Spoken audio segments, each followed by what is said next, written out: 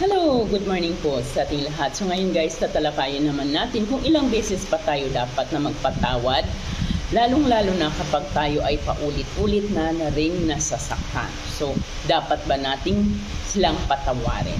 So, ito po ngayon ang ating advice, no? So, para sa akin, oo naman, deserve naman, kahit naman sino, talagang walang perfectong tao.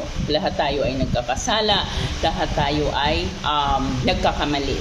So, kapag lalong-lalo na pagdating sa relationship, kapag ang inyong mga mahal minsan ay nagkasala sa inyo or minsan nagtaksel sa inyo, and then nakikita mo naman na sincero ang kanyang paghingi ng kapatawaran, so wala pong masama kung tayo ay magpatawad.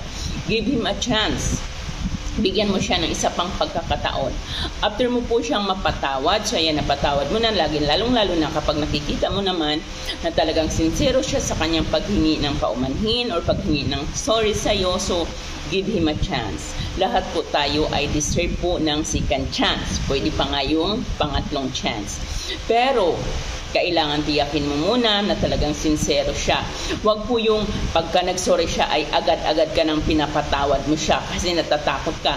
Minsan kasi yung iba sa atin, no, isang sorry lang na alam mo namang hindi sincero, kahit alam mong hindi sincero yung paghingi niya ng sorry sa'yo, ay sige ka kaagad kang bumigay. Kaya minsan din, kapag nakikita natin ganyan, kapag nakikita niyang ganyan na sincero ka, hindi siya sincero pero pinapatawad niya siya kaagad, uulit at uulit po siya ulit sa kanyang ginagawa dahil alam niya na patatawarin mo siya. So dapat tiyakin po muna natin na talagang siya ay sincero sa kanyang paghingi ng sorry at talagang alam mo sa iyong sarili, nakikita mo sa kanya na talaga namang buong puso talaga siyang humihingi ng kapatawaran at talagang nadala na siya sa nagawa niyang pagkakamali sa inyo. Huwag ka agad-agad pag isang sorry pa lang, sige, pinatawad na. Kailangan tiyakin mo muna na sincero siya sa'yo. Ngunit guys, kung paulit-ulit na lang at paulit-ulit rin po ang rason sa kanyang pagkakamali at pagkakasala, dyan po ay mag-isip na tayo. Mag-isip na po tayo.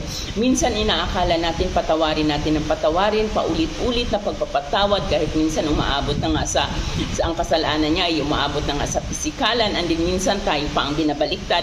At dahil lagi natin iniisip na hindi natin kaya na wala siya, ayan, pinapatawad natin kahit minsan, kahit hindi pa nga nanghingi ng sorry, pinapatawad na natin.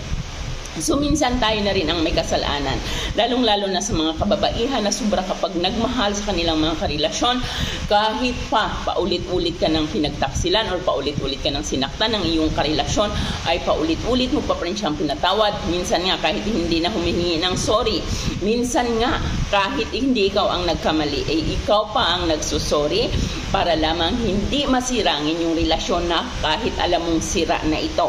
Kahit alam ng sira na ito, pinipilit mo itong buuin kahit ikaw na lamang ang bumubuo sa inyong relasyon.